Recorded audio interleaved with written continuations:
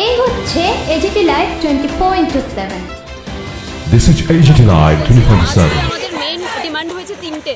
প্রথম হচ্ছে গিয়ে যে কেসগুলো ইন্ট্রোডিউস করা হচ্ছে হবে কজ যেটা আছে প্রিভেনশন অফ সেক্সুয়াল হ্যারাসমেন্ট, সেটা প্রত্যেকটা গভর্নমেন্ট নন গভর্নমেন্ট অর্গানাইজেশনে যেন ইন্ট্রোডিউস করা হয়।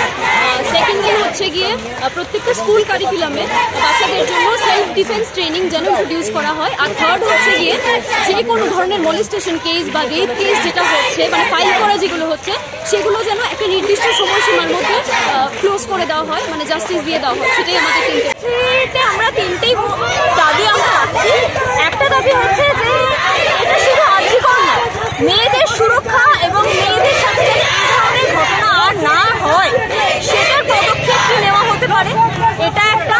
আর একটা হচ্ছে এই ধরনের ঘটনা ঘটলে আমাদের বিচারপতি এবং বিচার ব্যবস্থার কাছে একটাই আর্জি থাকবে যে এটার সময়সীমা একটা নির্দিষ্ট করা হোক, যাতে এটা খুব তাড়াতাড়ি বিচার হয়। এটা রাজ্যের মানুষের প্রতিবাদ, যে নেককারজনক ঘটনাটা ঘটেছে।